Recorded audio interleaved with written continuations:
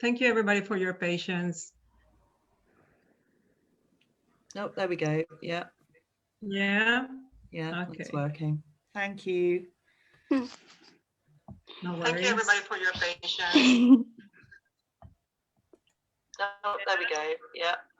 Yeah. Thank you. Yeah, Okay. it's working. Thank you.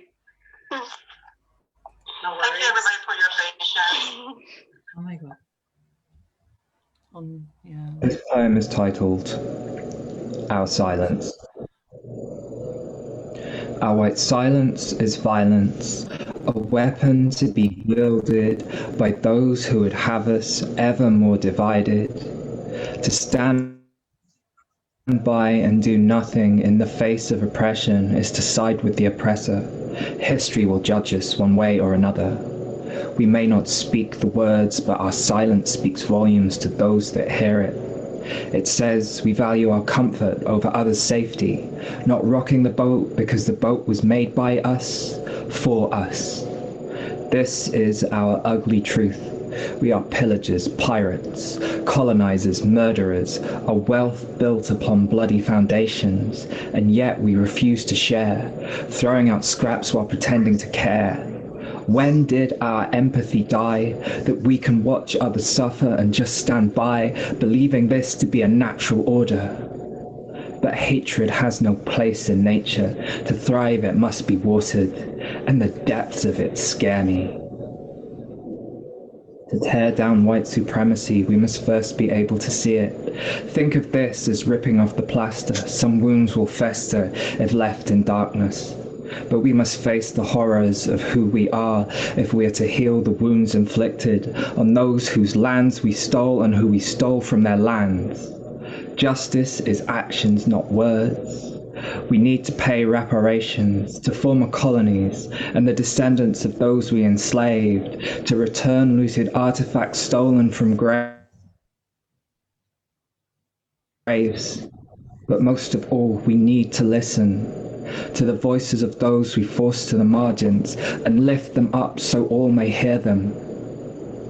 We have been comfortable in our silence for far too long. The time for action is upon us. Which side of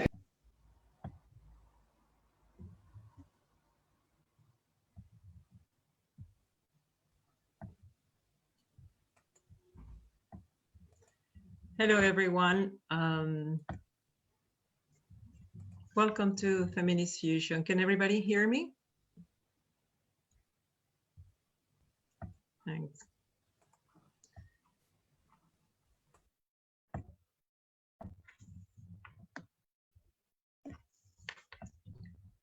Thank you. Thank you, everybody. Hello on Facebook, and everybody in Zoom also. Thank you very much for being here. That was the poem Our Silence by our local punk poet, the wonderful Raven Rose. We will hear more of her great poetry later in the night. My name is Ana Irda, and I'm the project coordinator of Feminist Fusion and your host tonight.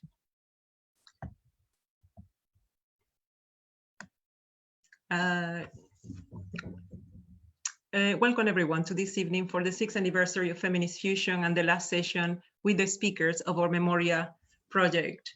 For our friends on Zoom, your microphones have been muted on arrival and will be kept that way until the participatory section. Feminist Fusion is a community and social arts project in support of women's art and a public dialogue on social justice for those of you who is your first time here. MEMORIA 2020 is a sub-project of Feminist Fusion in support of women's art and a public dialogue on social justice. MEMORIA 2020 was partially funded by Mayflower 400. The word memoria is the Latin root of the word memory, and here we aim to recover our social and historical memory by exploring the complete story of the Mayflower ship's arrival to America, its legacy and social impact, and decide as a community what we want to do with this memory. Many of us in Plymouth felt that the official commemorations in its beginnings were promoting a one-sided story. While part of this has changed now, This is Feminist Fusion's contribution to unfold the other side. As writer Chimamanda Ngozi Adichie says, a single story creates stereotypes, and the problem with stereotypes is not that they are untrue, but that they are incomplete. They make one story to become the only story. The MEMORIA project, same as the whole Feminist Fusion initiative, is not about presenting a topic from a multitude of angles or perspectives, but presenting the perspectives that have been ignored for centuries.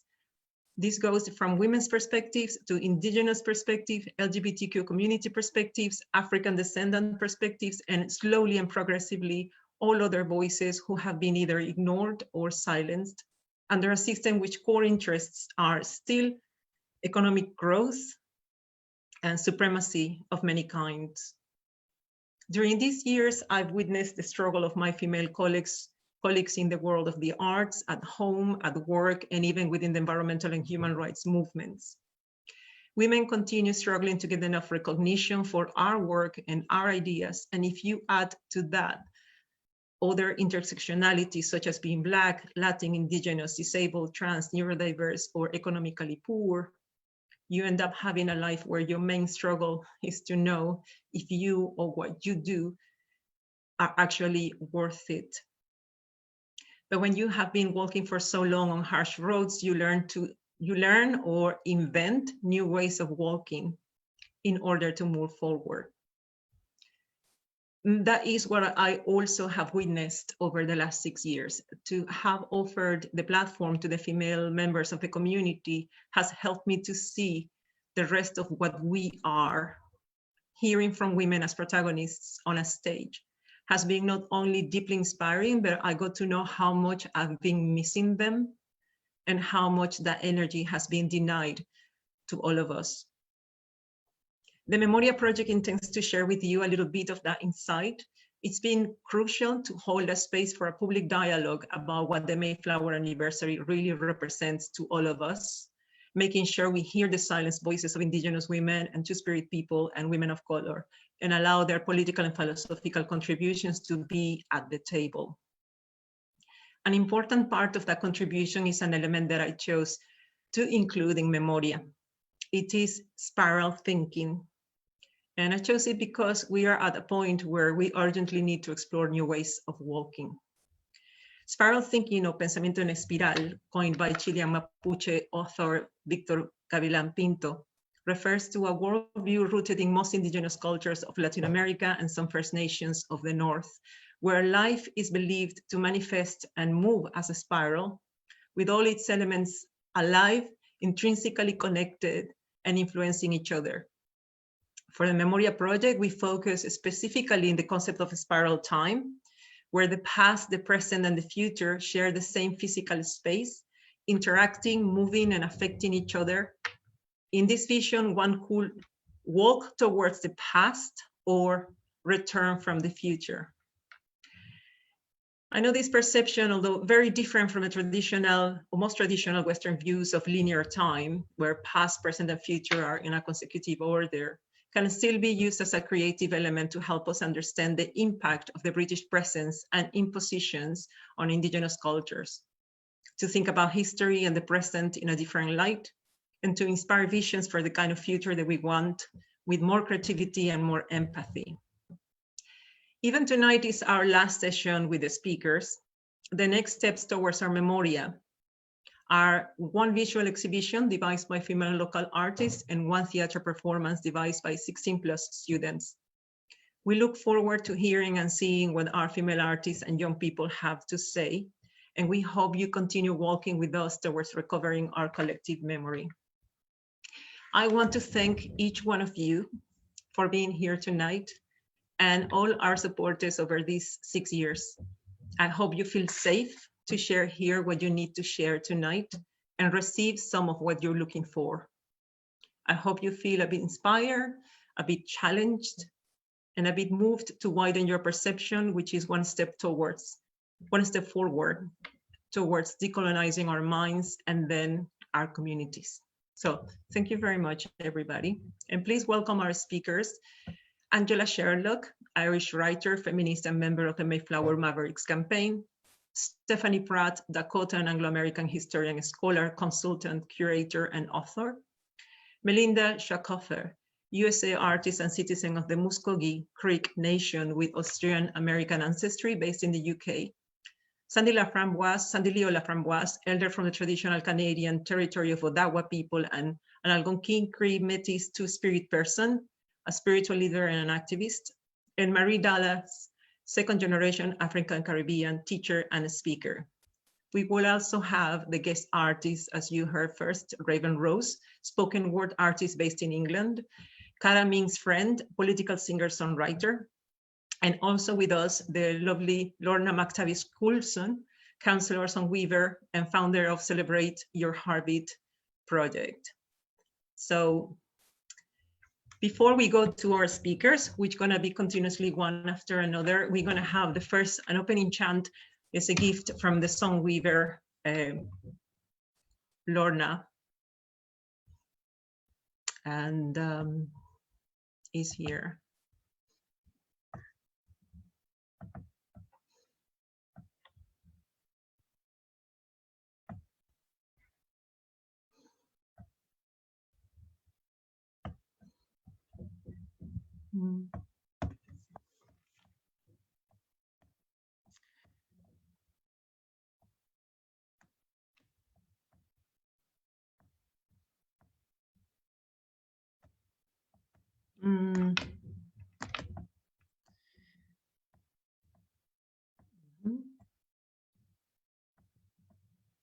Okay. We have a little pressure with this technical issue. Okay, we are. Good evening. It's a real privilege to be here and opening up with a song. And I recognise that we are here in Plymouth. I'm not on my homelands, which are Argyll. My name is Lorna McTavish, and the name given to me by my teacher, Sandy, is Blackfire Horsewoman. So I'm from Dunardry lands in Argyll, and I'm here in these Devon lands.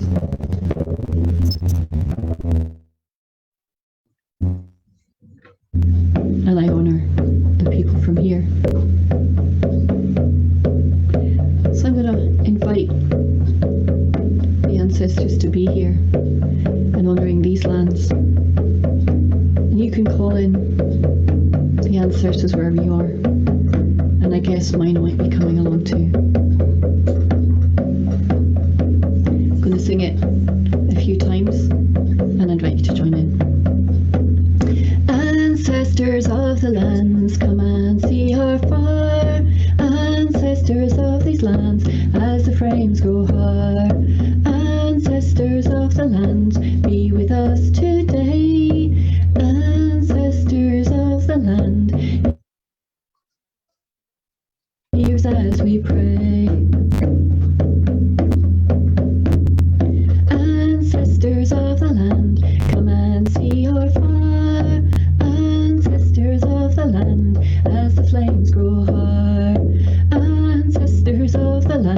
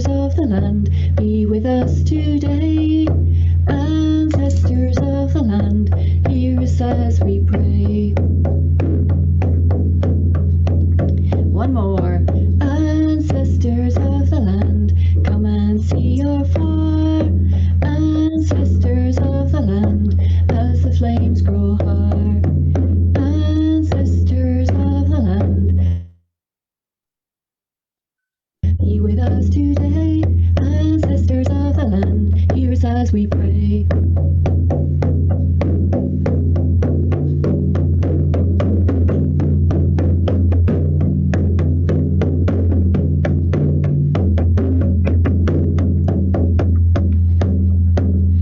I ask the ancestors to be with us this evening, that our grandmas and grandpas will be with us, and we will have open hearts and open ears, ready to hear and to learn a bit more about reconciliation.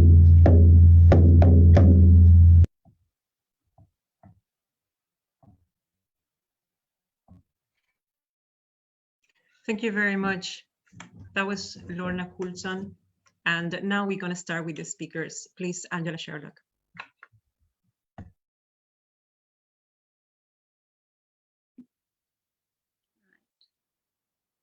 Now, do I do screen or something? So I just start. Yep. I just start, Adriana? Yes, please. Okay. I opened the MEMORIA sessions in September 2019 with an introduction to the doctrine of discovery. The church was all powerful, the popes of the 15th century holding authority over the Christian kings of Europe. And it was the popes who regulated European expansion through a series of papal bulls. The subsequent exploration, directed by the doctrine of discovery, in fact gave license to Europe to steal the lands and enslave the people of the newly discovered territories. This was the foundation upon which colonization was built. The lands were termed terra nullius, empty, because their inhabitants, not being Christian, were therefore not human. The imperative of capitalist expansion had to develop a hierarchy of racial categorization in order to justify their not very Christian actions. The societies they encountered were ancient, structured in a very different way, and in order for the colonists to succeed, that is, make a profit, these societies had to be destroyed. Thus, a framework of dominance permitted the theft of indigenous peoples' lands and resources under the guise of activities that were deemed just and lawful. And this still holds today. The Oneida Indian Nation of New York lost tribal sovereignty to their land in 2005 because, as Justice Ruth Bader Ginsburg noted, under the doctrine of discovery, fee title to the lands occupied by Indians when the colonists arrived became vested in the sovereign. First, the discovering European nation, and later the original states and the United States. So an edict issued by a pope 500 years ago is now a principle of international law. The truth of the colonial past, therefore, is the story of the destruction of indigenous peoples' cultures and the massacre and enslavement of their people. But the legend of that past tells of brave explorers, the white man bearing the burden of civilizing the savages encountered as he expanded into Africa, America, Australia, India, and all those maps with great swathes of pink marking the territories of the British Empire tell us what a great and successful venture it was, and what a great nation is Britain. But the legacy of the colonial past is poverty, inequality, underdevelopment, and racism built into our society and its institutions. How are we to reconcile the truth with this legacy? Chile set up a Truth and Reconciliation Commission in 1990, detailing the deaths under Pinochet's regime.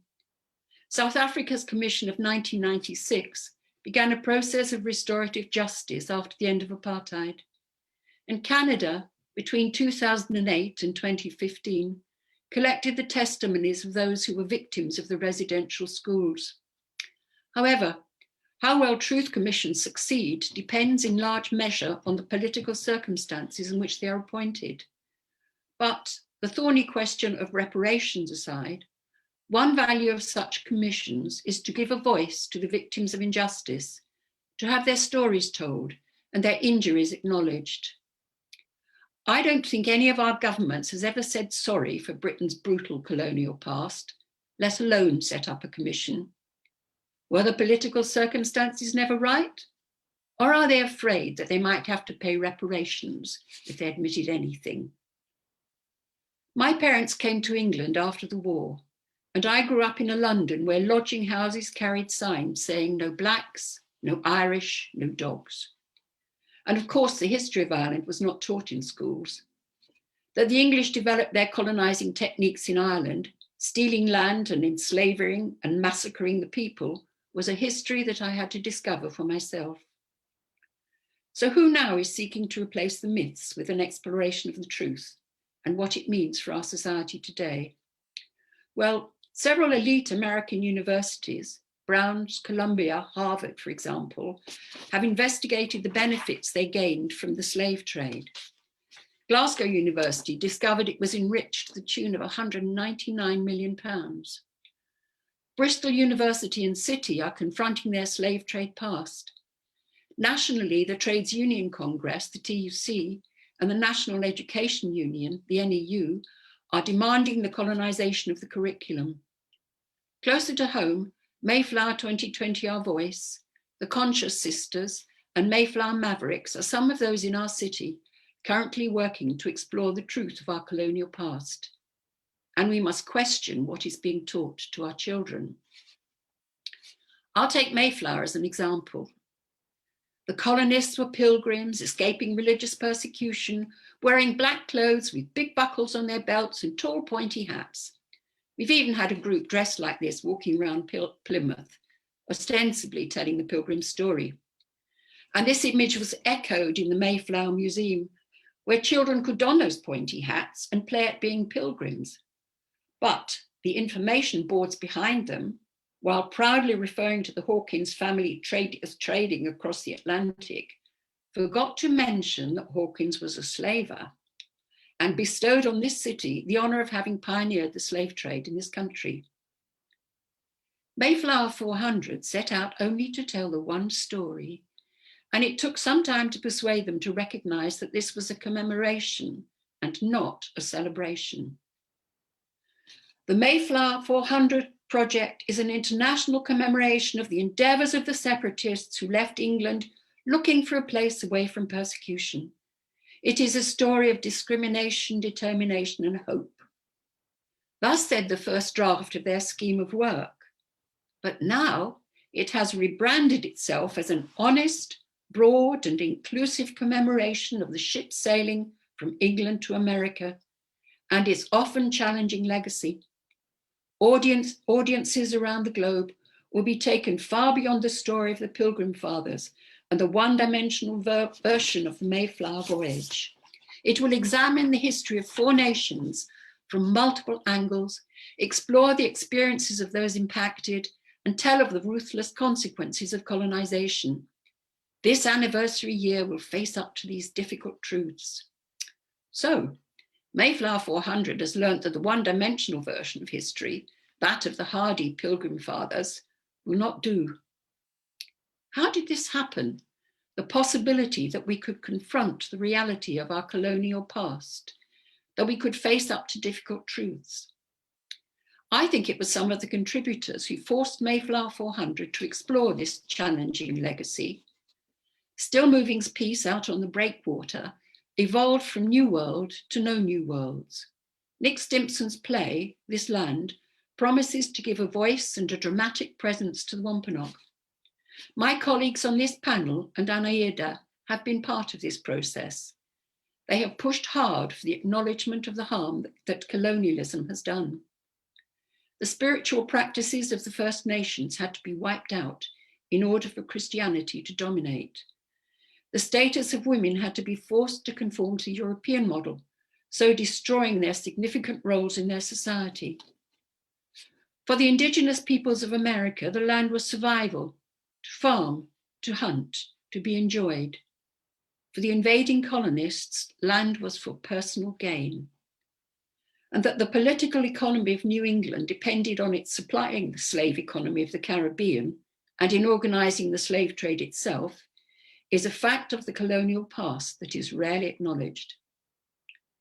In marked contrast to the Mayflower Museum, Joe Loosemore, curator of the Mayflower exhibition in the box, untangles the legend from the legacy in revealing the history of the Wampanoag, giving them their long denied part in the Mayflower story, the exhibition demonstrates how education could change, and change it must.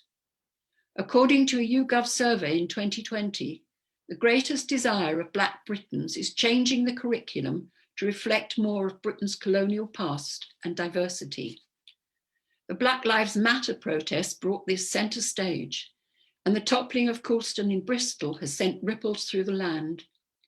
In Plymouth, Sir John Hawkins has been stripped of the honour of having a square named after him, and a memorial to slavery up on the Hoe is now being planned by our council.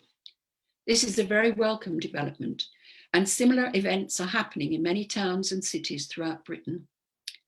However, if we are trying to come to terms with the racism of the British Empire, we have to deal with a resistance that is coming from above, because of course there has been a backlash. Amanda Spielman, the Chief Inspector of Ofsted, referred to attempts to commandeer schools and the curriculum in support of worthy social issues and campaigns. Liz Truss, Minister for Women and Equalities, wants to move the discourse to safer subjects, such as geographical and class divides.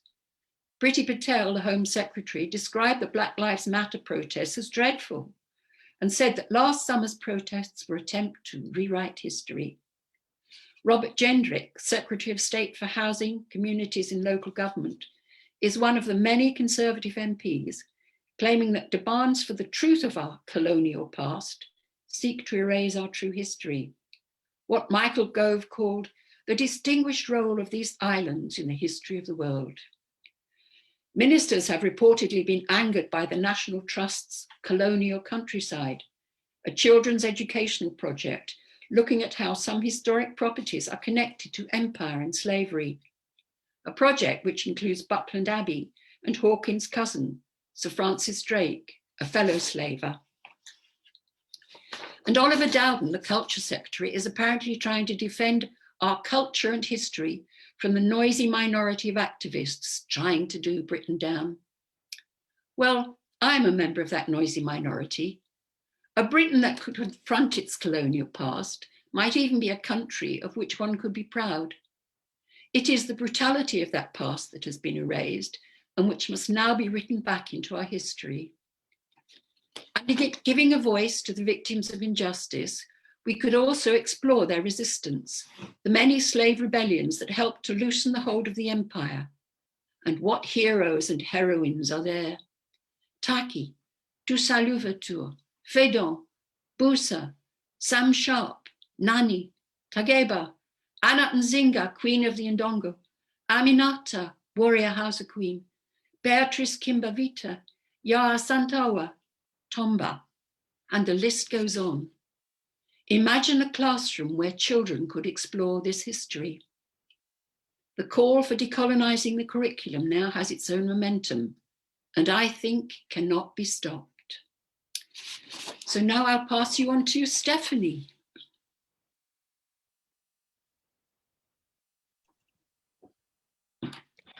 Good evening, everyone. Good afternoon, good morning, wherever you are on the planet. I'd like to make a land acknowledgement to the Indigenous people of this area in Devon. And they are the Dumnonii, and there were other people there before the Dumnonii. So they even came here from far away. So it is a land of many layers here in Devon. My children were born here, my 2 children, and they carry Devon soil and Devon water in them. So I am a part of this place as well. I will introduce myself in the Dakota way. Pidama, Dakota Amachiape Iyokapiwi. That is my name in Dakota, happy woman. Washichu Imachiape Stephanie Pratt. That's my name in the white language, European language. Mide Wakantawa Ka Ihantwana Hemacha. I come from band 1 and 6 of the Ocheri Shakawi, the great 7 fires of the people. And I am very grateful and thankful to everyone who is here. I'm very honored and pleased to be here. I want to thank Adriana and Feminist Fusion, everyone here, and everyone who's put so much into this, which I've really enjoyed. Chante washte shiu. I'm sorry, I can't pronounce that. It means I thank you from the bottom of my heart. I am not a speaker, as you might notice. And maybe I will start tonight talking about myself. I feel that that's part of this truth-telling time, is to learn your place, learn your voice, learn, you know, how you can speak. I have a background, a mixed heritage background, from my father, who was Dakota, and my mother, who was Anglo-American, and I acknowledge both those parts of my heritage, my bloodlines. It is one of those conflicting things, because I'm part Indigenous, but I'm also part settler colonial person. So there, I had an artist, Gina Adams, talk about that when she was talking about her quilts, and talking about this conflicted identity, which is difficult to deal with sometimes. And I'm learning to find my own path. I want to talk about the topic of truth and reconciliation, but mainly it's talking from the idea of truth-telling and how history, and particularly the history of image making, can give us a sense of maybe where the truth lies. I mean, where the truth can be found, because there has been so many lies about how people came together, what happened, who were the heroes, who were the victors, who were the victims, all these kind of roles and mythologies that circle around, but particularly around images, because that's been my history, what I do as a career. I was an academic at University of Plymouth for 20 years teaching. I taught at Exeter University. I've written a book about the British representation in art of Indigenous North Americans in history. And so I feel like I need to speak from this part of my knowledge, because this is what I have some knowledge and some understanding of. And I will try to not be offensive to people in my language. I know how language and words are very powerful. They're unsettling, and they're derogatory sometimes. And so please forgive me ahead of time if I say things that are offensive. I'm truly trying not to. And it's difficult. Language is tricky. It trips you up and makes you tongue-tied. Anyway, I think what I want to do is start with screen sharing, if I could, just to share my PowerPoint and just very shortly go through a few slides with you. Okay. It's not on slide sheet. Just a second.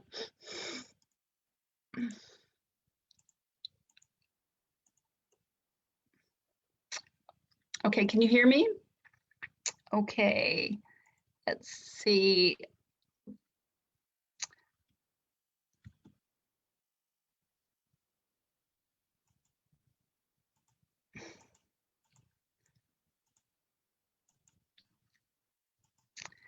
I'm not good at this, as you can tell. Okay, anyway, I think you're just gonna have to see everything. Never mind. I've talked about myself a little bit because I feel like this is sort of a platform for me. I must say that I have used it in my career because I feel like I need to acknowledge my Indigenous background. It's part of me, and I'm very proud to carry the bloodlines of my father, John N. Pratt, my mother, Rosa Daisy Fleury, and my grandfather, Arthur W. Pratt Jr. And all of those people are from a place in South Dakota called Crow Creek. And this became the Crow Creek Reservation eventually, but originally it was part of what they called Dakota Territory. So I'm going to show you two images that come from where my father's family came. And these were a photograph taken in the 1880s of the Crow Creek Dakota Agency in South Dakota, and then a painting very similar to the picture you see. So I hope you can see all this. Yeah, it's annoying. I can't put it on slideshow. Anyway, so you see people living the life that they had lived on the plains with teepees and with horses and with the buffalo and that culture being transformed or being shoved into another kind of space, which was the Crow Creek Agency you see behind, with all the houses and all the structures, that kind of rigid kind of, we talk about those different ways, like the spiral and of course the teepee, and inside the teepee is the spiral. It's so beautiful. It's such a beautiful thing. It's anyway, so they had the teepees here, and they were having to assimilate. They were being forced to assimilate. So this is the 1880s, and my father, who you see on the left here with his brother Raymond, he was born in 1916. So that's 36 years after that. It's really within his living memory, his mother's and father's living memory, that they had to change. They had to change that culture. And this is my grandmother and my grandfather on their wedding day in the early 1900s. So this is what I knew, when I was growing up, that I was really proud of this, that this was my heritage. And I did not care that people looked at me funny. And they said, "Who are you? You don't look right," or, "Oh," and they used to say to my father, "Are you from Japan, or are you from the Philippines?" Because he was light-skinned. He had light skin. And so, there's this whole kind of problem with mixing with the real true histories and admitting that we were forced to assimilate. But also we chose to assimilate. My grandmother was a Christian, and those were choices that were made under terrible conditions, I will admit. But, one has to be humane and try to understand the histories, try to understand what really happened. And so I want to move a little bit now into the idea of the image and the way the image of the Native Americans, the Indigenous North Americans, or First Nations. There are many ways to refer to the Indigenous or First Peoples. I try to use the word Indigenous mostly because Native American is loaded, and of course the word Indian is very loaded when it's not used by an Indigenous person. Okay, so in the beginning was a misunderstanding. The beginning shows how when the people, the outsiders, the strangers came, that we somehow just accepted that this was going to happen, that we didn't fight back, that there wasn't issues. I mean, the whole idea of Pocahontas and her marriage with John Rolfe is completely problematic. There is a history of her from her own people, which said that she was raped and that she was forced to marry John Rolfe. Now, I am not able to speak for her people, the Powhatan, the Pamunkey, the Mattaponi. Those are not my people. But this became a national story because of her, taking on this role, supposedly marrying this man, becoming Christian. And so we have all these hokey pictures of her, marrying this guy. And it becomes the national myth. I mean, we have images of this in the White House. So I'm talking about the way official imagery lies, the way it covers up history, the way that sculptures that we want to take down now, that we're questioning now, they cover up. There are some people claiming, "Oh, you're taking away history, you're canceling history." No, we're trying to tell history in its complexity, in everything and all the issues and problems of history.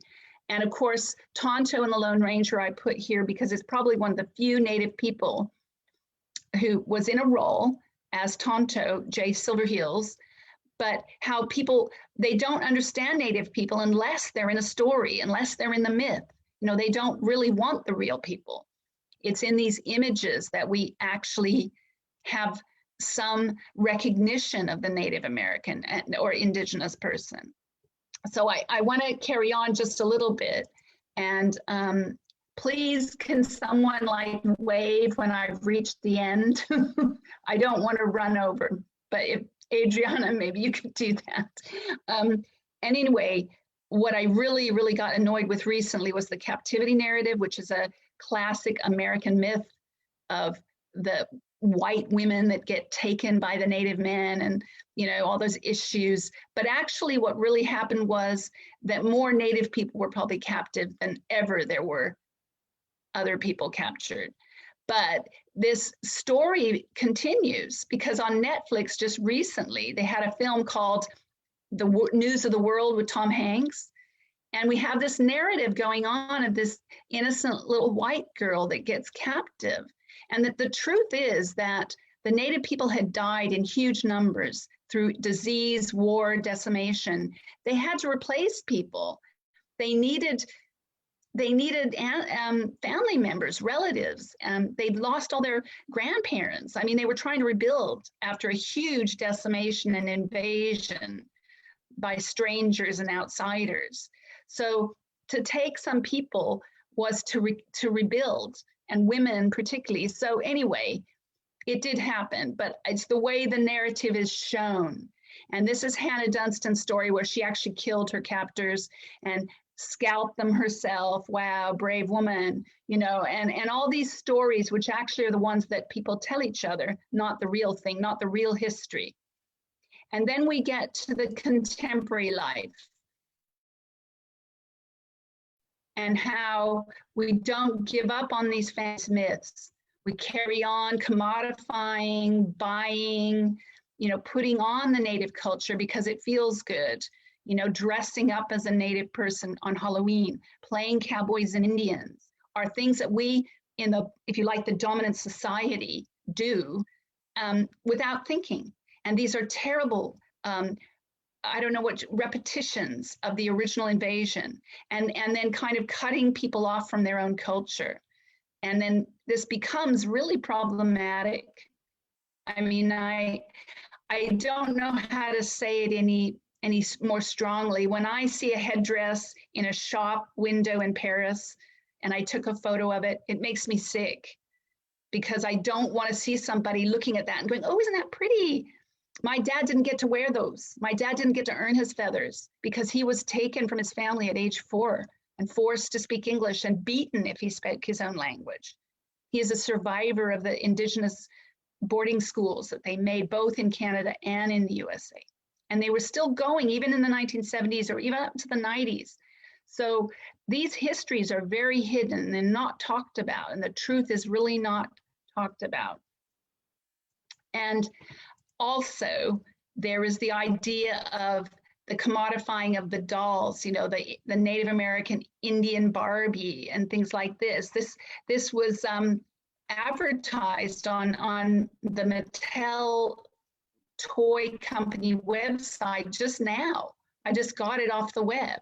And it said, I'll just read a little bit. Native American Barbie doll is part of a proud Indian heritage, rich in culture and tradition. Her tribe-inspired costume is a white dress decorated with Indian artwork and fringe and complemented by the soft faux leather moccasins on her feet. I mean, it's so classically wrong, and yet it carries on, and I don't quite know why. I don't know how to explain why the official culture does not look at this in the same way as it would if it was a Caribbean-inspired figure or a India-inspired figure. This is the privilege of these dominant societies to do this thing to Native American culture. But the image is also contested. And so I don't want to say that all images are wrong, because I think there's a whole group of artists that are fighting back. And one of them being Cara Romero on the left, whose picture Wakia was in answer to those Native American dolls that were being made by the official culture, the dominant culture.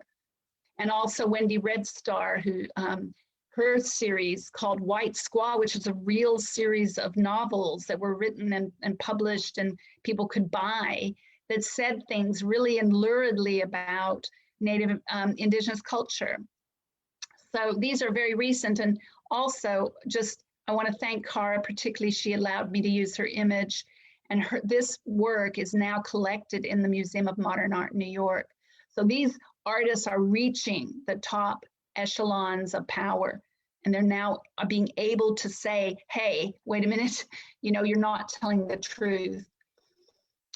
Another thing that I've been involved in is that I've been involved in anti-mascot,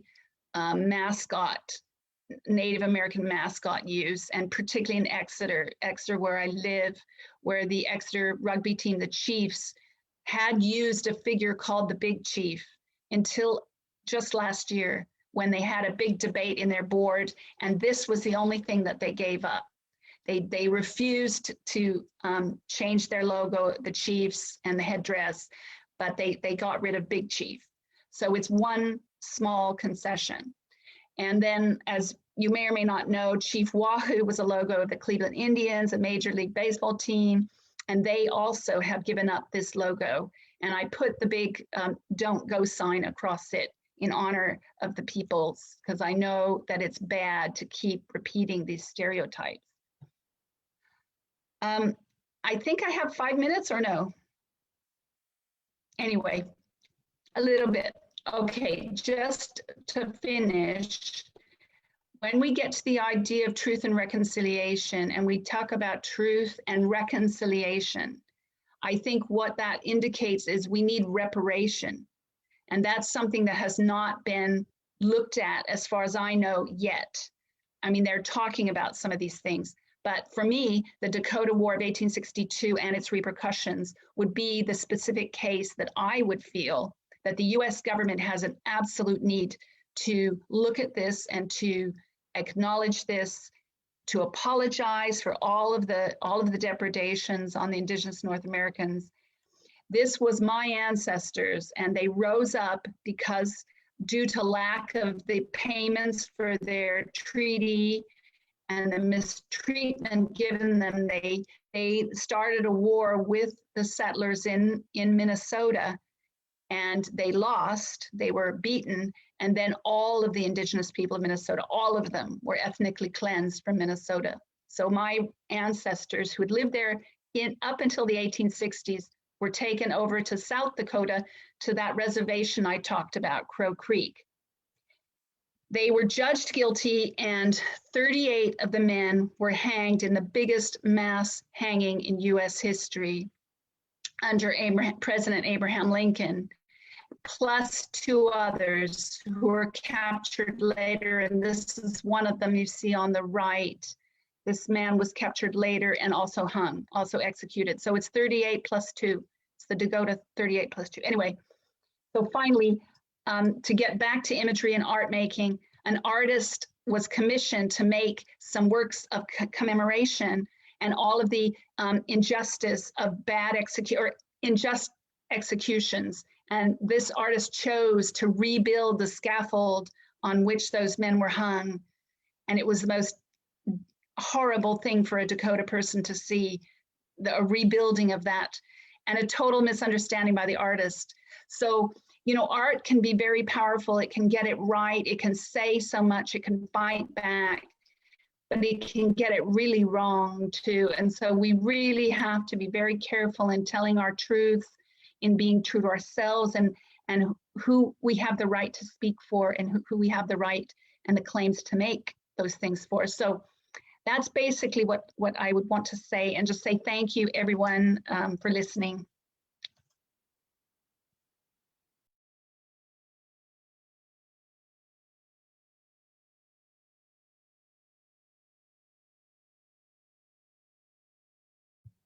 Thank you. We're going to hear from Sandy Leo La Framboise now. Thank you, Stephanie. Thank you, Anerda. Thank you, Stephanie, for that powerful visual and the story and connecting your ancestors. It's very powerful.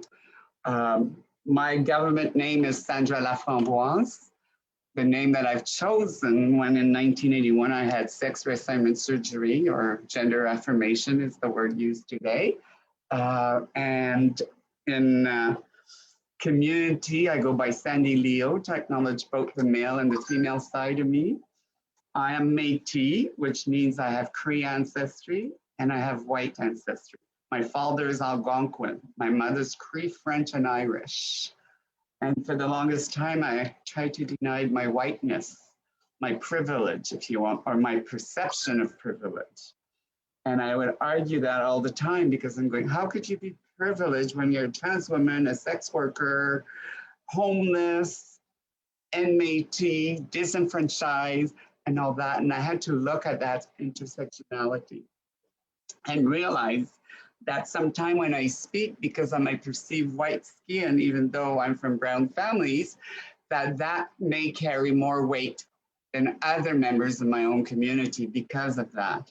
And that's an important statement to say. And as I say this, I acknowledge that I am living on the lands of the Coast Salish people, the Squamish, Musqueam, and Tsleil-Waututh, and they have welcomed me on their lands and granted access to their land so I can lead ceremonies for the Two-Spirit people and friends. And as such, I have access to land on their territory, and they have given me a spiritual name of Kelela Slunite, which means butterfly woman. My Cree name, however, received by my elders from home territories is Nimiwiniso Kayunajak, which means dancing two eagle spirit. And so I acknowledge both. So I'm intersected between two traditional communities and the white community and the Irish community.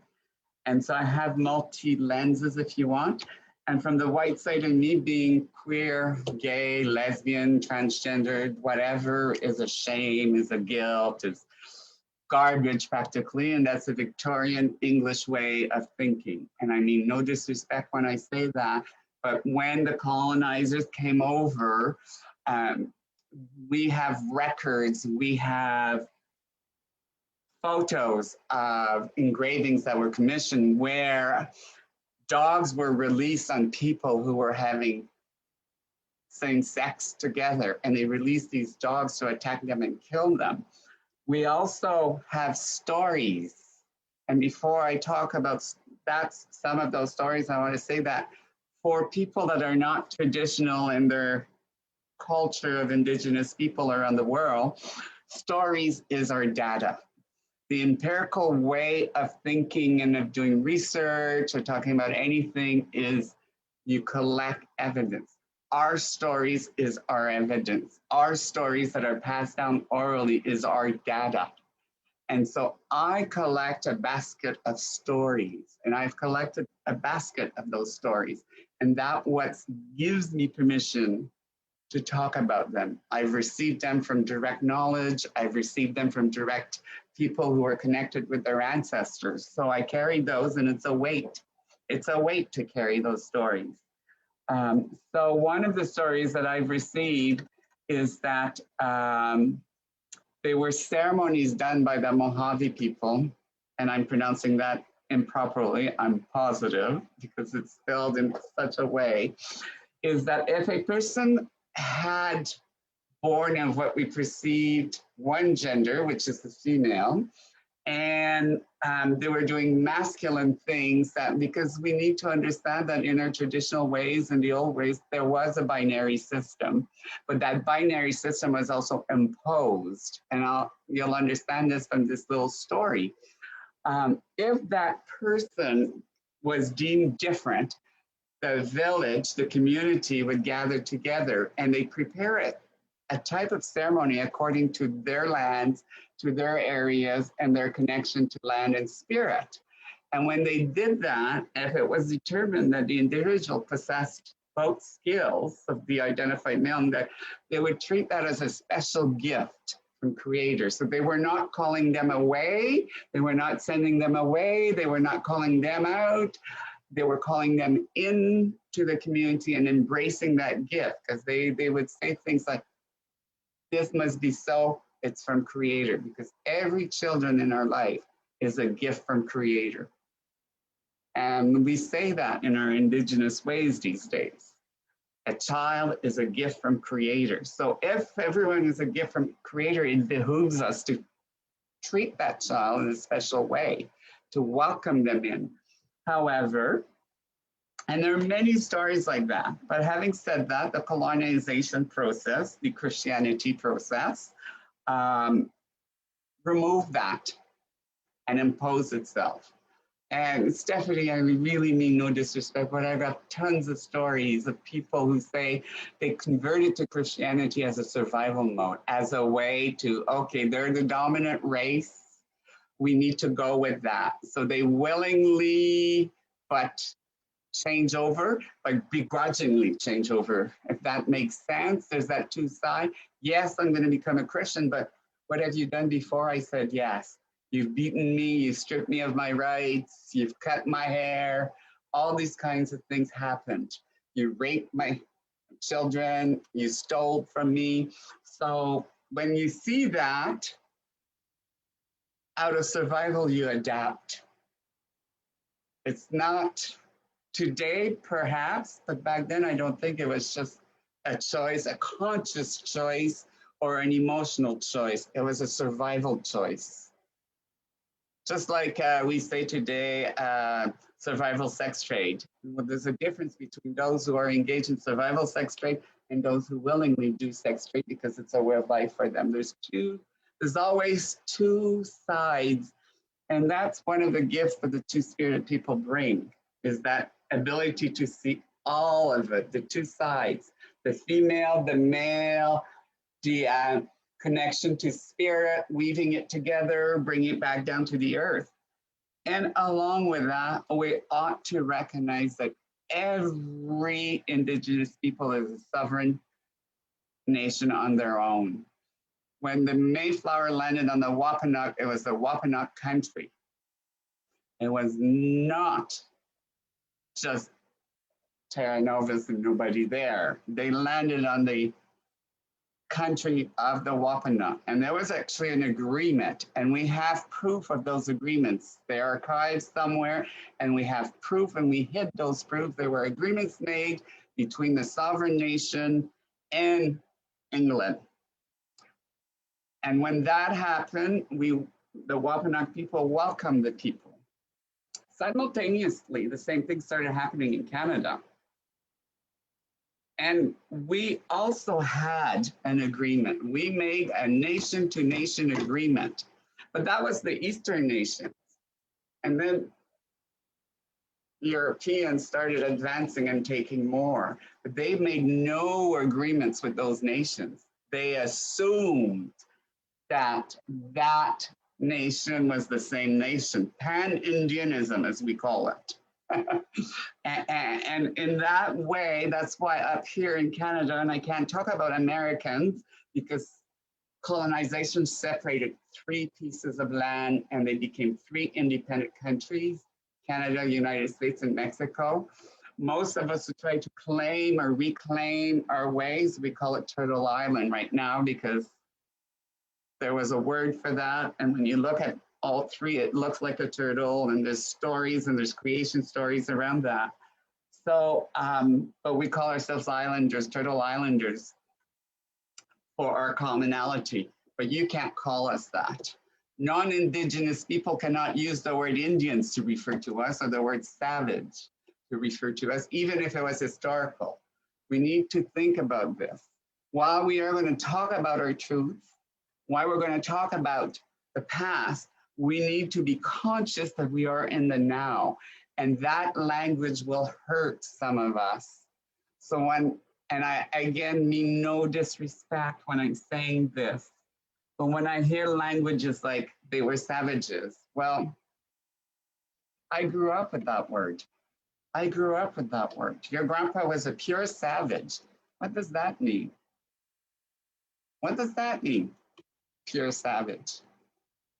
Like, think about this, folks. Do I look like I'm a savage? No. my family harvested berries. That's why the name La Framboise, which was a colonial circumscribed word that we used to describe us. When we fought against the colonialism, when Canada was formed, Confederation was formed, we were forced to register as Indians, savages. And so my family decided to use a Bible name and a field name that referred to who we were. So we were berry pickers. So our family name in French is my great-grandpa, and my grandpa was John the Baptist the Raspberry. And it was a form of revolt against that system. But then trickled down through generation and became a family name. It's a big name back east, the La Framboise. I have 33,000 ancestors. And so with that in mind, going back, bringing it back to now and to the Two-Spirit, because most of our nation's traditions have been eradicated and because we're reclaiming our past, we have lost so much that now, as we're moving forward, there are things that we are connecting the dots, and then there are things that we're saying, well, let's pray about that. Let's do ceremonies about that. Let's look into this in the traditional way of connecting. Because for us Indigenous people, we were not separate from our lands. We were not separate from our spirit. We were not separate from Creator. Creator was creation. Creation, connection, and different nation would use different creation stories. Like Stephanie's from Lakota ancestry. They would use words like Tunkashila to refer to their creator, their creation story. We use something else, Gluskop for us back east. But in different nations, there would be different things. And that's one of the things that colonization did, is they stole our connection to those lands. Yeah, we talk about all the wealth and the diamonds and the land and all that stuff, but they stole the wealth and connection of our spirit. That's what they did. They beat our spirit and our culture out of us. I was put marbles in my mouth and stood in front of a class and slapped with a stick by the nuns on my left hand because I wrote with my left hand and I spoke fluent Métis, Michif. Okay? That was a public Catholic school, privately funded by the Catholic Church and some government funding. Can you imagine being 5 years old and having that done to you in front of a class of people? It marked me for the rest of my life. It sent me on a trajectory that I wish today I would have never been through, but that I'm grateful because it made me as strong as I am with my big voice, my loud mouth, a mix between RuPaul and Mother Teresa, if you want. You know, one hand in the activism, one hand in the spirit work. So, but these are things that happen to us as a result of the Mayflower traveling around the world, landing on our shores. So when I heard about Mayflower celebration and Lorna and Anerda kept saying, and I said, well, I can't, no way, no freaking way. But I didn't use the word freaking, by the way. I used some very harsh words. And I was like, no, we can't do that without talking about the real truth. And the real truth has to be told by us Indigenous people, not by the non-Indigenous people. And when I mean by Indigenous, I mean the Indigenous people around the world. Because England was very Anglo-Saxon white. And I mean no disrespect to anybody, but there's 4 communities that went around the world and colonized. The Dutch were very good at slave trade. The English were extremely good at stealing land and the wealth. The Spanish were extremely good at stealing the gold from other communities. And so we need to talk about it in that way. It wasn't just the English, but when I talk about Indigenous, I talk about it around the world. I've went to Africa. I went to South Africa. I met the Queen of the Zulu Natal people. I met some Maasai men, beautiful people. I've met some medicine women who taught me a little bit about their herbs. Then I went to Australia and I met the elders on their land, the Kulin Nation. And so I don't go to visit other countries to go and visit as a visitor. I go to other countries to bring my knowledge, my experience, and to learn about theirs and to reawaken the spirit. For me, church is gone. Church did all kinds of weird stuff. Church is a criminal organization. It's the biggest mafia group. And I've taught to universities in Ireland. I've taught to university in Spain about our traditions. And when you remove the anger and when you remove the empirical way of being, you get to a place that you can communicate equally. We all have a voice. And when we express it and we recognize that our voice can affect in a direction or in another, which I've been brought to understand that more lately. However, where I want to go with that is that nobody's higher or lower. That's why we use circles. We're equal. I look at you in the eyes and I see your spirit and I see who you are. When you stand in front at a pulpit and you're sitting in rows, you're looking down at people. I'll never sit in that kind of classroom. I will never sit in that kind of environment. I can't, my spirit. So I leave you with the fact that for me, reconciliation is a continuum of what Stephanie said, is about recognizing, repairing, and that reparation has to come with some money because that's the system today. And it has to come with bringing back land. So how are we doing that in Vancouver and British Columbia? Vancouver City Council listened to us. They've listened to me recently. I'm working with them on something. They acknowledge they are on our ancestral territories. When they do public events, they try to bring Indigenous people to do the land acknowledgement. Certain things that be renamed to their original names, like the Georgia Strait was just named by Captain Vancouver when they landed. So this Georgia Strait is now being called back to its original name, which was the Salish Sea. And that's a form of reparation, is recognizing that the territories had original names that were stolen and taken away, and recognizing a equal cooperation, working together, a cooperation, not one more than the other. So tax systems are changing where they're sharing their tax revenues provincially and city-wise with the local Indigenous people. Lands are being returned. We just had a big piece of land return in Vancouver, and all of a sudden the non-Indigenous people were afraid because we were going to develop it and have over 20 years a $10 billion revenue. Well, excuse me, how much did you steal from us? It's our thoughts. And our nation said that. One of our nations here said that. Well, here's a photo. You grabbed us all, you put us on a barge, and you sent us across the water. That's what you did. So now the land is being returned, and you're going to have the gall to tell us that you have the right to have a say in what we're going to do with our land? Excuse me, back away. These are not the Druids you're looking for. So I know that that sounds rough as I'm saying that, but I am a little bit gloating about it because now that reparation is being made, our people have a place to celebrate and to be economically independent, because that's the other thing that they stole, right? We've never had homeless, we've never had hunger, we've never had prisons. And all of a sudden we live in a system, we have all those things, right? So I'm going to leave you with a good word, Natsamat. That's a Salish word that says one mind, one heart, one voice, up to creation. Natsamat.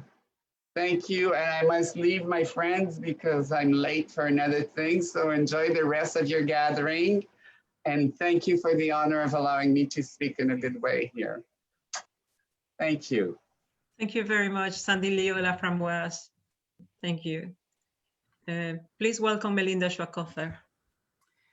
Mudo, thank you for joining our panel this evening, day, morning, everyone in the audience.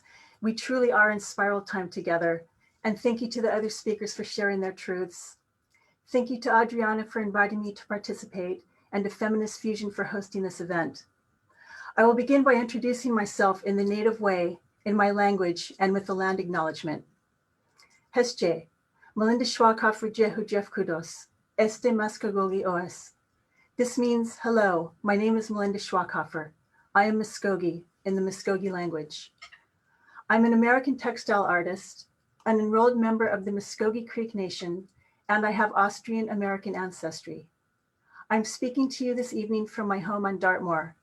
My town, Mortonhampstead, was settled by Saxons in 600 AD, and prior to that, this land was inhabited by the Dumnonnier. My native heritage comes through my father, Frank. He was born in 1920 to a Muskogee mother and an Austrian American father. He grew up in a place and time where he was made to feel ashamed about being part Indian, as it was called in those days. The Muskogee kids didn't like him because he was half white, and he was called a half-breed by the white kids. He left Oklahoma as soon as he could. Frank met and married my mother, Nell, an Anglo-American woman, and I was born and raised in Los Angeles along with my siblings. I grew up disconnected from the Muskogee Creek Nation, from the Muskogee community and culture, and my Muskogee extended family. I began to learn about my family history and our tribal history about 30 years ago. As a socially engaged artist and a counseling psychologist, I have learned about the deep healing that can be done through art making. Since 2008, I've used art making to process and understand the inherited trauma and unresolved grief handed to me through my native heritage. My artwork is about identity, journey, and ultimately finding home. Art making has given me a way to process and speak about things which have been hard to find words for. So tonight's topic is truth, reconciliation, and a new paradigm. As well as art making serving a personal journey, I feel that art can have a social function, challenging our understanding of the world in which we live and how we operate within it. Artists are reflectors, translators, and mediators of societal issues.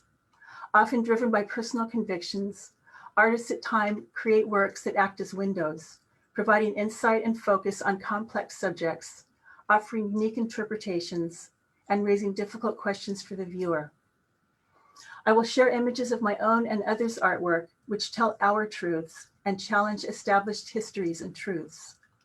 I strongly feel that this sort of truth-telling breaks open and breaks apart stereotypes and old ways of seeing, making way for the new. So I'm going to put my concentrating face on and share my PowerPoint. Here we go.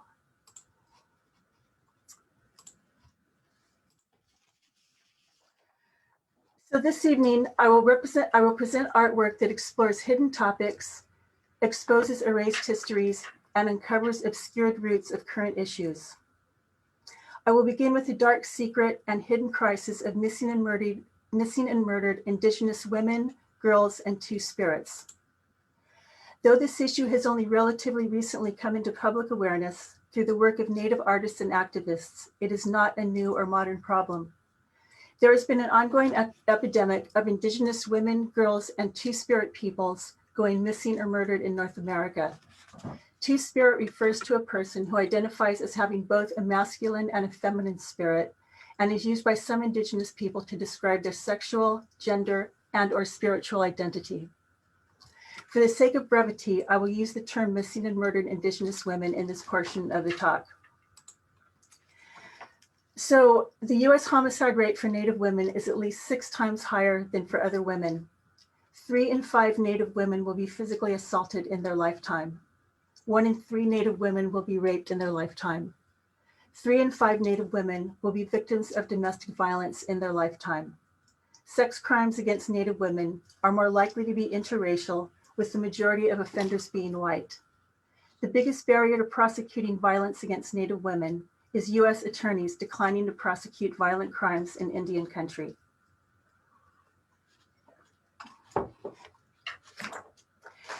In 2019, Congresswoman Deb Haaland, Laguna Pueblo, who is one of the first Native American women in history to be elected to Congress, reintroduced Savannah's Act, which will reform law enforcement and justice protocols appropriate to address missing and murdered Native women, and the Not Invisible Bill, which aims to increase the intergovernmental coordination in these cases.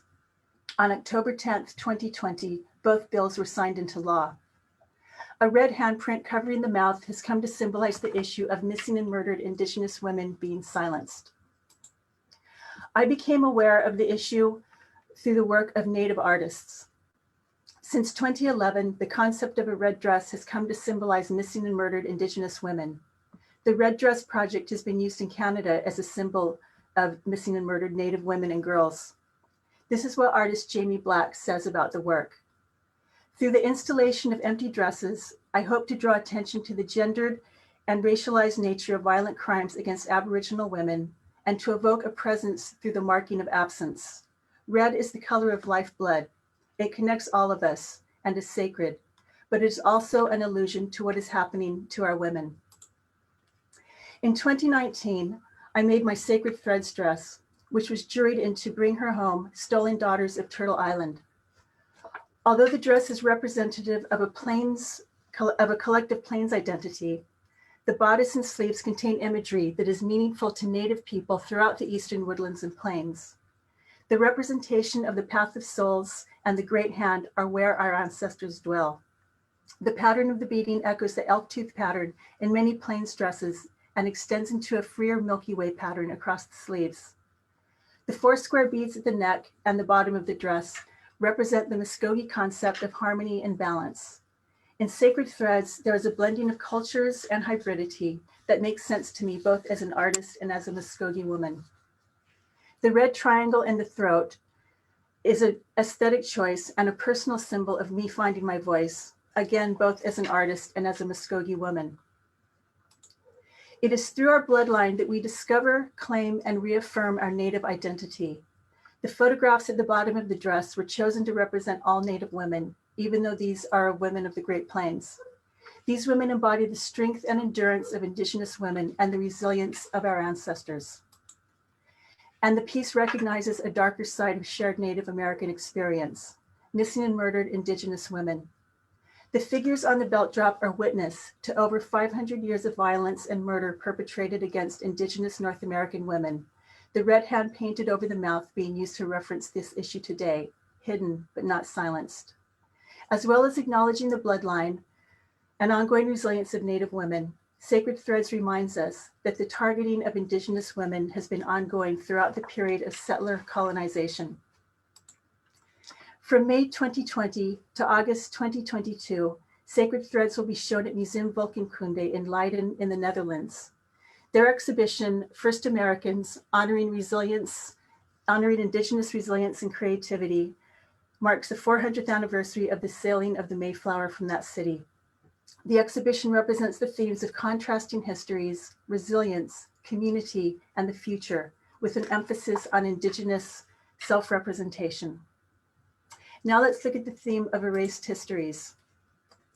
All Native and First Nation people share a legacy of stolen land, broken treaties, decimated populations through war, genocide, and erasure of language and culture. Whether someone is an urban Indian or a res Indian, full blood or mixed blood, we all carry the historical trauma of over 500 years of colonization, and each nation has its own unique story. Most students across the United States still do not get comprehensive, thoughtful, or even accurate education in Native American history and culture. Indeed, it wasn't until I was out of college and began to do my own research that I learned about the history of my people, the Muskogee. I thank Susan Hudson Dine for letting me share this image of her quilt.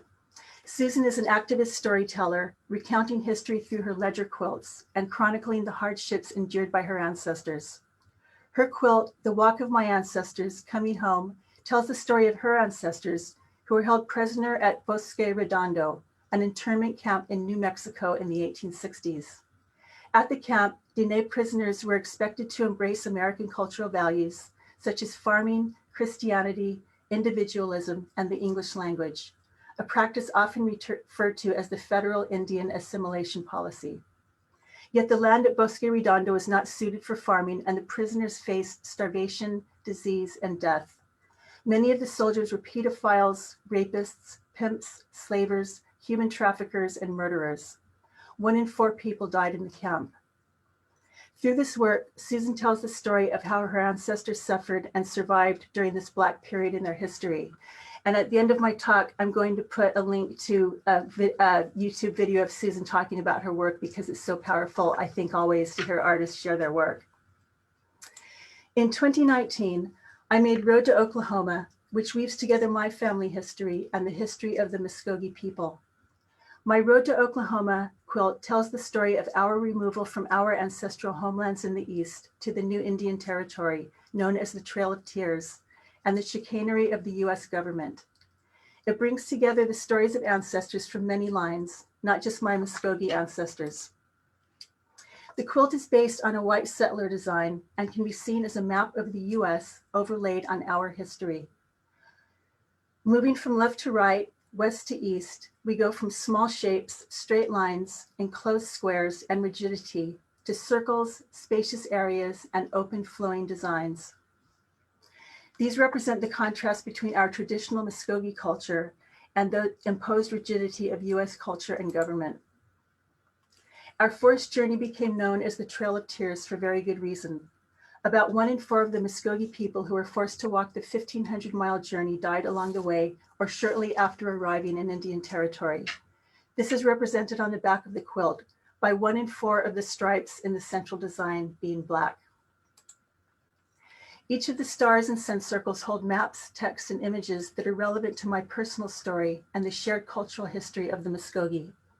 In the center of the quilt is my great-grandmother and namesake Malindi Phillips, who brought up my dad after his mother's early death and who I am named after.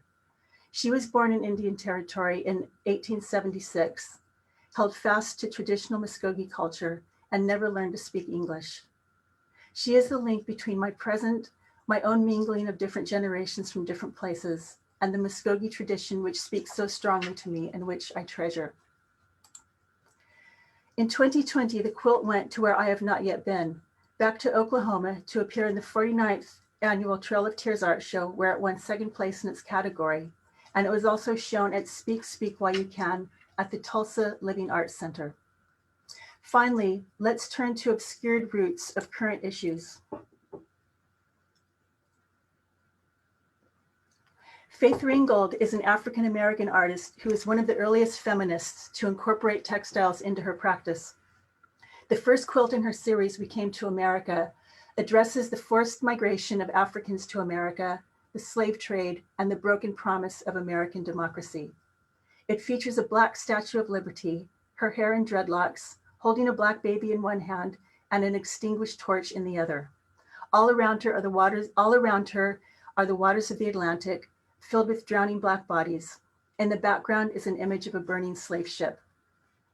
It recalls the violence on which the US was constructed and with which a dominant power structure is still maintained. One of the events in 2020 which had the most profound effect on me was the killing of George Floyd, a handcuffed African-American man by a white policeman who kneeled on his neck for 9 minutes. Floyd's repeated pleas of "I can't breathe" were ignored by the policeman. This led to the worldwide eruption of the Black Lives Matter protests. In the days that followed, I designed and made my I Can't Breathe COVID mask. My mask incorporates a well-known 18th century engraving of the brick slave ship, first drawn and published as part of an abolitionist publication by the Plymouth chapter of the Society for Effecting the Abolition of the Slave Trade in November 1787. It has been reprinted thousands of times since. The brick slave ship drawing shows just one deck of a slave ship with the iron shackle human cargo crammed into claustrophobically small spaces. I used the drawing as the foundation of the mask and hand painted the phrase "I can't breathe" over the top. This mask draws a direct line from the system of slavery. This map draws a direct line from the system of slavery that existed then to the inherent racism in US society now. The US has never recognized, that many of its problems stem from white supremacy and a failure to confront the legacy of the slave trade. In 2020, I received a commission from Arts Council England to make a piece of artwork reflecting my response to the pandemic. For me, the eruption of the Black Lives Matter movement and the toppling of statues around the world stood out as a moment of sheer emotional expression at a time when we were all under an enforced style of solitary living that limited our ability to share emotions with fellow human beings. Centuries of rage poured forth in the protests. The toppling of statues in particular struck me as very powerful. It was not merely the tumbling of stone or metal, it was the overturning of centuries in which the beneficiaries of the slave trade were literally put on a pedestal while their victims were ignored. In my quilt, the central figure's body and pedestal are made from the brick slave ship engravings of human beings. At the base of the quilt, I used the slave ship and posters of slaves for sale. These are people whose names were not recognized by their captors. They were commodities. On the next layer up are posters for runaway slaves. These people now have names, but they are names that were given by owners. They are seen as property. The badges show the direct links between runaway slave patrols and the police departments that evolved from them in many parts of the US. In other words, many of today's police departments are simply the latest in a line of oppressive organizations founded on the principle of the subjugation of Black people. Further up, I put images of early protests and demonstrations against police brutality, showing that protest is not a phenomenon that appeared from nowhere in the summer of 2020. It has always been there.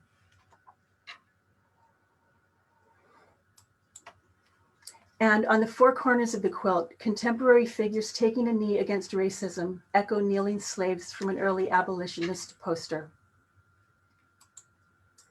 The haiku on the border of the quilt reads, "Smoldering embers, centuries-old rage, ignite into flame. We breathe."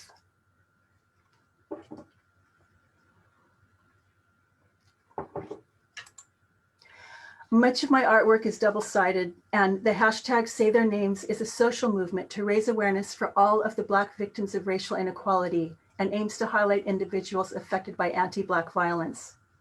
Here on the back, I included a cenotaph inscribed with the names from the many thousands of Black people killed in the US by police and civilians up to October 2020, when I completed the quilt.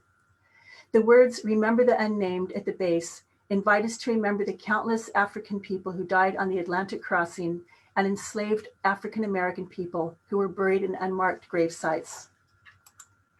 Certain scholars believe that the periwinkle was the most common wildflower brought to grave sites of the enslaved. The flower has guided researchers to many abandoned burial grounds that would have otherwise gone undetected. The resilient periwinkle is a perfect symbol to represent the endurance of enslaved Americans and their legacy. And so I wanted to include it in my quilt. So I'm going to stop sharing and just say, in conclusion, socially engaged art making can be a powerful way to explore hidden topics, expose erased histories, and uncover obscured roots of current issues. Hopefully, this will lead to the destruction of stereotypes, to the active questioning of accepted histories, to a sustained challenge to white supremacy, and in the UK, for instance, to a more nuanced and accurate view of the real impact of colonialism, the British Empire, and British exceptionalism. I believe that the art we create helps to form the foundation of what it takes to make a new paradigm possible. So thank you so much for your time and attention, and I would now like to hand over to Marie Dallas.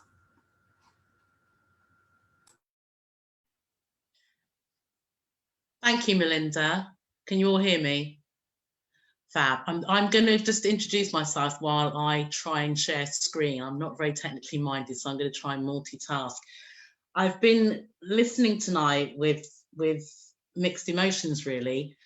A sense of inspiration and admiration, but in lots of ways envy that the fact that you guys are able to trace your histories so far back is something that has been denied to me due to the fact that I am a child of colonialism.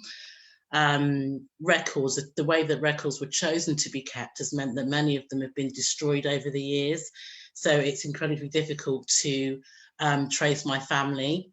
And also the fact that my name was imposed on me by colonialists and slave owners is a difficult issue. I've been thinking a lot about my parents as well while I've been putting this talk together and doing research for it as well. And one of the things that I've realised is that I miss them anyway, as a matter of course, as we all do for parents who are no longer with us. But the lack of opportunity to phone them up and ask them what their views are on some of the issues that I'm going to cover tonight has been really marked in a way that it hasn't been before. So I'm hoping that they approve of what I'm going to do tonight, but also that in some ways I'm channeling them as part of this talk. So I'm going to try and share screen. And hopefully this will work.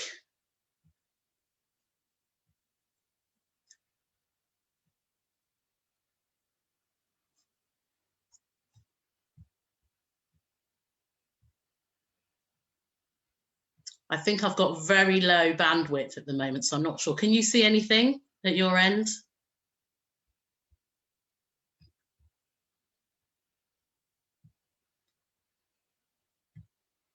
Ah.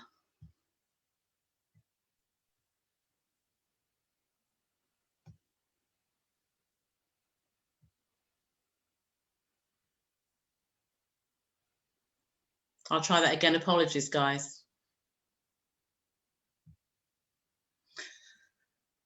So I'm going to start with a quote from Kubler-Ross. I used Kubler-Ross as a way of demonstrating a process of change. The most beautiful people we have known are those who have known defeat, known suffering, known struggle, known loss, and have found their way out of the depths. These persons have an appreciation, a sensitivity, and an understanding of life that fills them with compassion, gentleness, and a deep loving concern. Beautiful people do not just happen. And I think that's been illustrated in all of the talks that we've been privileged to listen to tonight.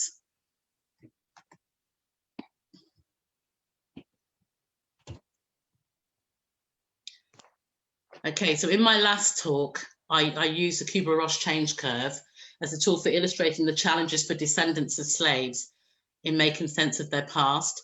I touched on the importance of emotional resilience and self-care in relation to positive mental health.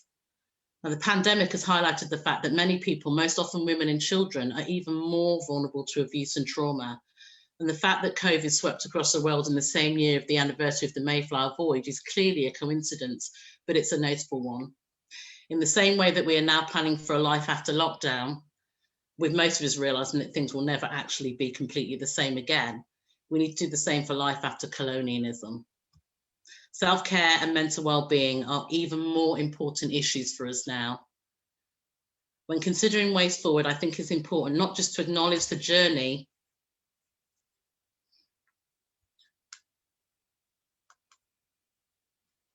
but also to take lessons from our ancestors in terms of strategies for survival.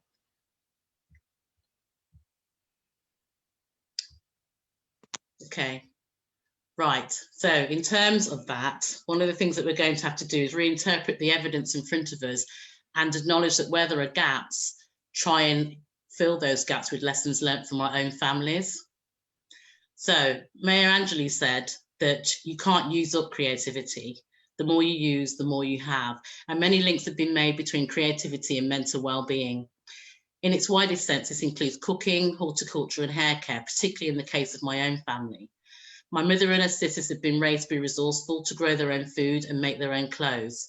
They would not have described themselves as creative, but would have argued that necessity was the mother of invention. If they hadn't grown food, they would have starved. And if they were unable to make their own clothes, they would have had nothing new.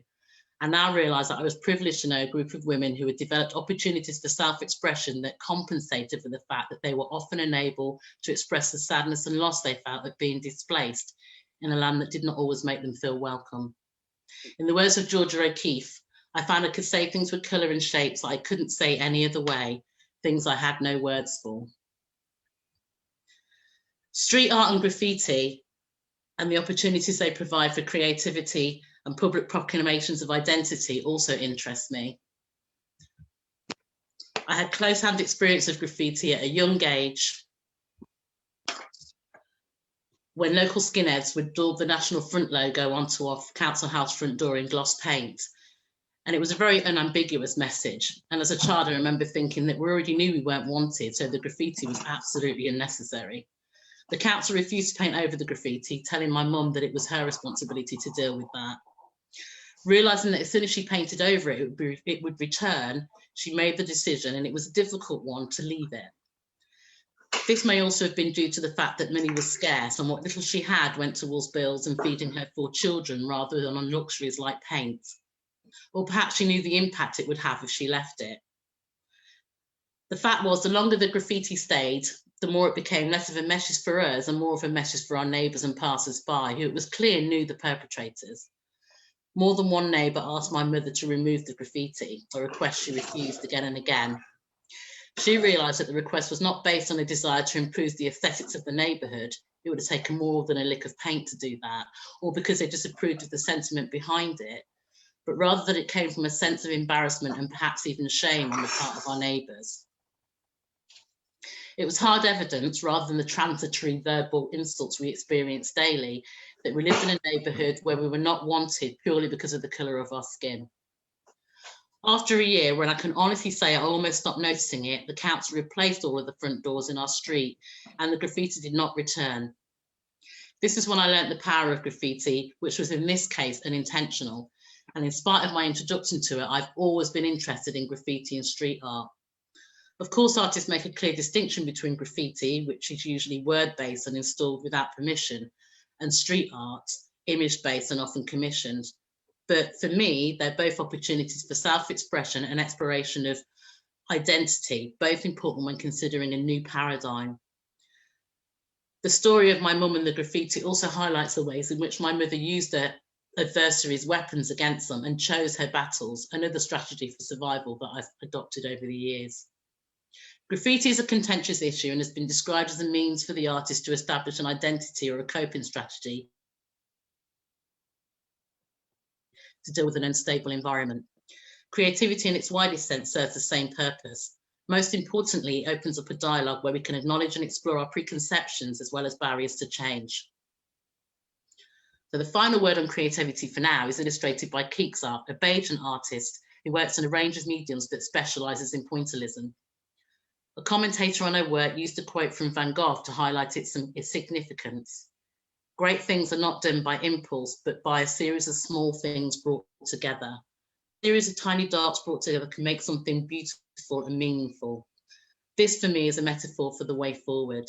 Creativity for its own sake is important, but when it is linked to other sources of rebellion, it can be a force to be reckoned with. My mum never wanted to talk about slavery. I detected a hint of shame, which at the time I didn't really understand. I realise now that she found any sense of her ancestors having been passive victims difficult to take. She attended a school in Jamaica in the 1950s run by a white Methodist pastor. History lessons were taken up with learning about the kings and queens of England, a place that she didn't expect to see in her lifetime and was in some ways her plan to go was very short notice. She also learned about key events such as the Battle of Hastings. Jamaican history and the history of its people was not on the curriculum. Had the story of Nanny the Maroon been taught instead of Elizabeth I, my mum might have been more willing to talk about her ancestry with a sense of pride. It is thought that Nanny, her sister and her brothers were sold into slavery from an Asante village and escaped from a plantation in St. Thomas. Their story would make an incredible film. Dadsy, in her book A Kick in the Belly, is able to create a picture of Nanny by referring to first-hand accounts from fellow Maroons, European observers and the people she was fighting against. The legend of Queen Nanny and the pumpkin seeds illustrated here recounts a time when the Maroons were at the brink of starvation and Queen Nanny was considering surrendering to the British. But she heard a voice tell her not to wait one more day. It was the voice of her ancestors. When she awoke the next morning, she found 3 pumpkin seeds in her pocket. The voice told her to plant them. She planted on the side of a mountain now called Pumpkin Hill, and in a very short time, the seeds grew to fruition with large pumpkins that saved the Maroons from starvation. This story is often cited when scholars refer to Nanny's nurturing qualities and her ability to care for her people like a Mother Earth deity. However, her legendary skills in magic are fascinating and frustrating to me at the same time, as they mask the fact that her true skill was as a community leader. She was able to coordinate raids on plantations which involved not only seizing food and weapons, but freeing slaves. The gang was so influential and successful that their campaign only ended when the British admitted defeat and offered a treaty that gave the Maroons land and guaranteed liberty. According to the Jamaican Commissioner's records, permission was granted for Nanny and the people residing with her to live on 500 acres of land in the parish of Portland. Coincidentally, this is where my mother's family are from, but I had no idea of the connection until I did my own research. And while it was great to discover that an artist's impression of Nanny is on the Jamaican $500 bill, her legacy does not end there. Nanny's story is important when considering the new paradigm for reasons linked to well-being, particularly. Celebration of her life and the fact that she did not only survive slavery, but was a leader of rebellion, supports descendants in reconciling themselves to their past. But her legacy and example are far more reaching. Carl Bell has studied mental health and people of colour, including the effects of chronic stress. His research highlights the fact that a sense of helplessness is associated with worse outcomes for PTSD. In his words, fighting back gives you a sense of empowerment, a sense of power, as is being part of a community with shared values. Bell's hypothesis that civil rights activists may have been better positioned to deal with the impact of segregation and stress disorder in their own lives than people who didn't participate in protest movements makes the legacy of Nanny Maroon even more significant. However, this legacy does not necessarily involve violent protests, as in a modern day context, this might lead to more trauma for our own communities. Alex Wheatle highlights the complex nature of the London Riots in 1981, noting there was a bit of despair after the riots as we realised we had laid waste to our own community. On the one hand, Wheatle speaks of burnt houses, burnt residences, describing how the Black community's homes had been damaged. On the other hand, specific establishments such as pubs that would openly discriminate were destroyed as a result of their racist behaviours. Perhaps the new paradigm calls for a solution that is still led by protest, but involves acknowledging what has passed, giving ourselves permission to be angry, but focusing that anger into action that leads to self-healing. Enterprise also has an important part to play in the new paradigm. The creative ways in which slave women were able to make money is rarely documented. There are echoes here of my aunties who made money in a range of ways. One raised chickens in the heart of London and then sold them to neighbours who would have a roast bird on the dining table the following Sunday. Another had a coconut refinery in Jamaica and exported oil. Both were single parents. These examples demonstrate the link between resourcefulness and resilience, characteristics that I know for sure my ancestors had, otherwise I would not be here. Their trailblazing rebellion exhibited itself in divorce and property purchase at a time when it was still unusual for women, let alone Black women, to be able to make those choices. Economics is an important part of the move towards a new paradigm, but it is not just about individual enterprise. Last year saw the start of the first British Black Pound Day. June the 27th, 2020 was now a day dedicated to supporting Black businesses and the value of Black spending power. One of the founders explained that he wanted to turn the Black Lives Matter movement from protest into economic support so that we can redress some of the social economic inequalities that we face as Black people in this country. The campaign reminds us that people of colour are disproportionately represented in outcomes, such as unemployment and low income, but it also highlights our spending power, which we're not so aware of. The Black and minority ethnic community accounts for 12% of the UK population and holds a purchasing power of £300 billion per year and rising.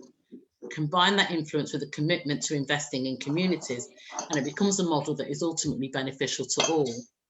But change needs to go further if we're to achieve true economic equality. An article in Finance and Development last year insisted that economists have a role to play in the action for change to help build inclusive systems for the benefit of all.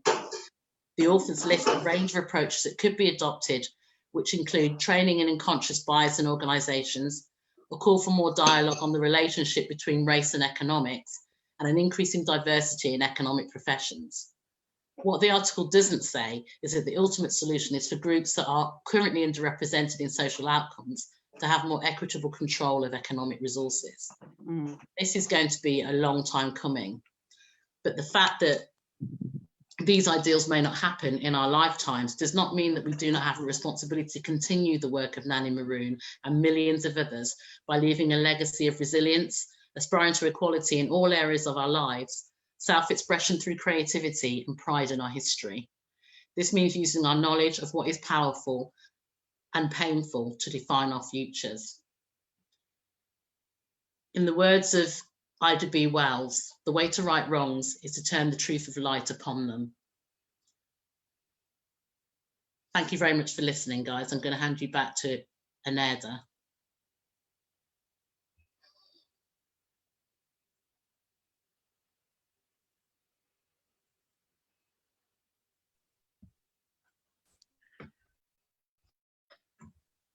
Hello.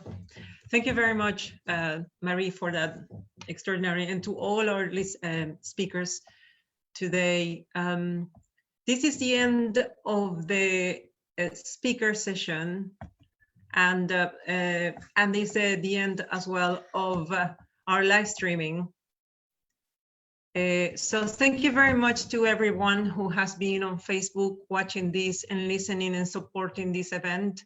I'm gonna leave you with a song from one of the performers. We're gonna end our live streaming with a wonderful song, and then we carry on Zoom with the conversations privately. So please welcome Cara Ming's friend, her song Back of Oppression, that she sent us especially for tonight. Cara Ming's friend is a political singer-songwriter from Britain, and she has sent us this song especially for tonight. So thank you very much on Facebook, everybody there, and you on Zoom. I'll see you in a bit. Thank you.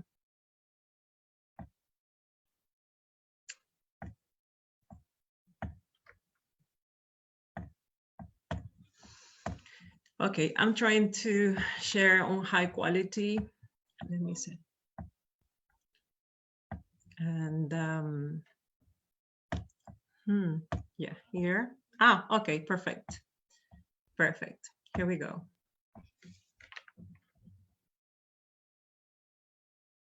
Hello, I'm Cara from Cara Means Friend. This song is called On the Back of Oppression. Sunsets on the cityscape,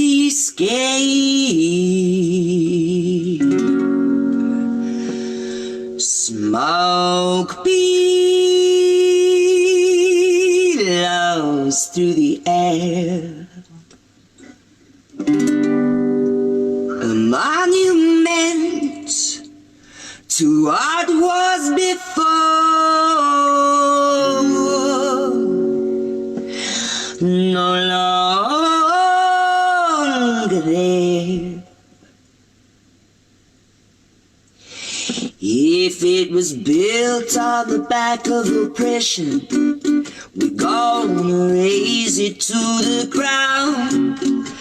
Centuries of violence and suffering and silence, now we'll take that system down. 'Cause it was built on the back of oppression, so we will raise it to the ground. Centuries of violence and suffering and silence, now we'll take that system down. I see you, all you original terrorists, you imperial colonialists, with your smash and grab mentality. You were the forefathers of inequality, and here we stand. We stand for each other, 'cause we're all equal, just some more than others. And they're the ones that tell us that that's just the way it is. But I won't take that hypocrisy or this injustice. If it's built on the back of oppression, we're gonna raise it to the ground. Centuries of violence and suffering in silence. We'll take that system down, 'cause it was built on the back of oppression. So we will raise that to the ground. Centuries of violence and suffering in silence. Now we'll take that system down. I can't pretend that I don't see. You can't pretend that you don't see. If it's been built on the back of oppression, we're gonna raise it to the ground. Centuries of violence and suffering in silence. Now we'll take that system down, 'cause it was built on the back of oppression. So we will raise that to the ground. Centuries of violence and suffering in silence. Now we'll take that system down, that old system down. We will unite. We'll stand side by side, by side, by side. We will unite. Whoa, you and I. We will unite. We'll stand side by side, by side, by side. We will unite. 'Cause it was built on the back of oppression. So now we'll tear it to the ground. Centuries of violence and suffering in silence. Now we'll take that system down, 'cause it was built on the back of oppression. So we'll raise that to the ground. Centuries of violence, no more suffering in silence. We'll take